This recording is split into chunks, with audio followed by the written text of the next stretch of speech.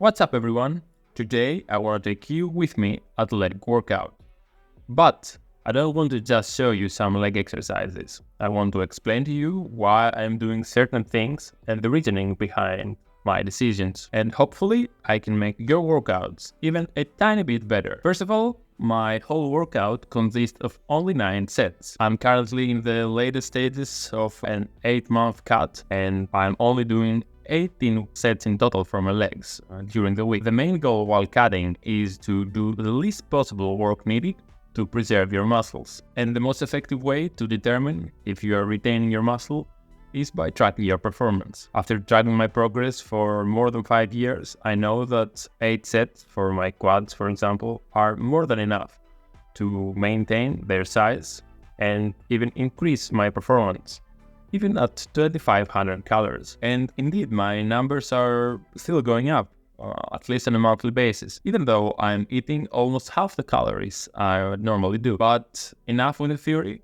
let's jump into it. I start with RDLs because they are a pain in the ass for me, and I want to tackle them while I'm still fresh. I do 5 to 6 warm-up sets to prepare for my top set, which will be 150 kilos for 7 reps. My warm-up has 3 goals.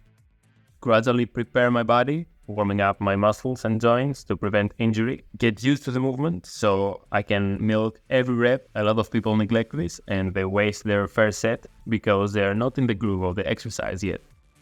And finally, prepare my CNS by gradually increasing the weight. I like to do an overly heavy single rep before my top set. This way, when I hit my top set at 150, it feels lighter and I can focus on targeting my hamstrings and glutes.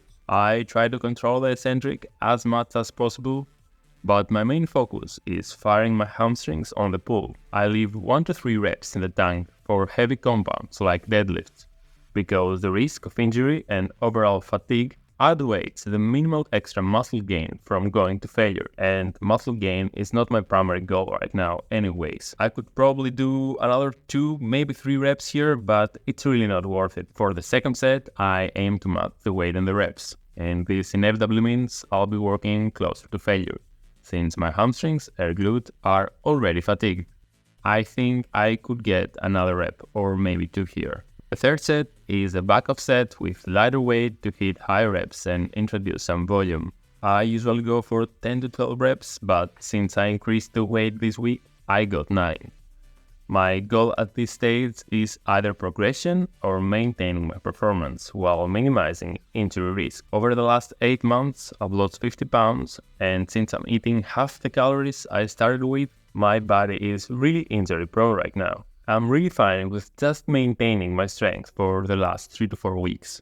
Next up, we've got all-time favorite Bulgarian split squats. I'll do 3 working sets per leg. The warm-up process is similar to deadlifts, but since the load is lighter and my knees are already warmed up, I only do 2 warm-up sets, one with my body weight and one with the same weight as my top set. Split squats are a much safer and way more stable exercise compared to deadlifts, so I work closer to failure from the very first set, usually leaving just 1 or maybe 2 reps in the tank. For the first 2 sets, I use the same weight, but because I'm already working closer to failure in the first one, my reps will inevitably drop during the second.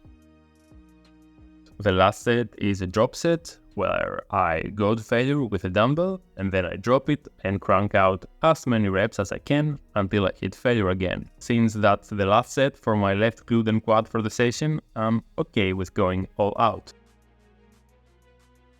On the other leg, I've got some slight discomfort, so I leave an extra rep in the tank.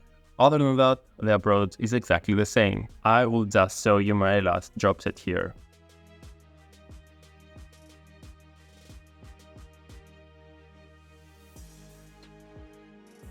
Finishing off with the calves, the approach is pretty straightforward. I start with the weaker leg and I do as many reps as possible, then switching to the other one. I take a 10 to 20 seconds break between my legs to write down my numbers in the logbook and shake off the numbness in my feet. I do 3 sets to failure and sometimes beyond for each leg.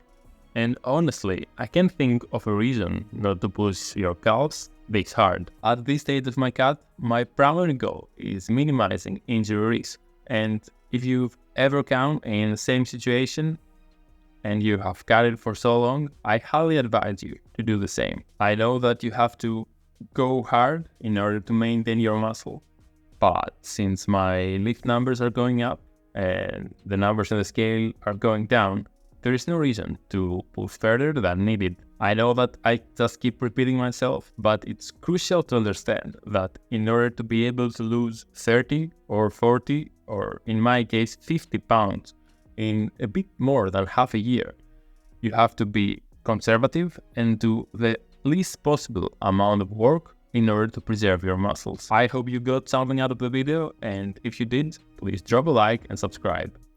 Cheers!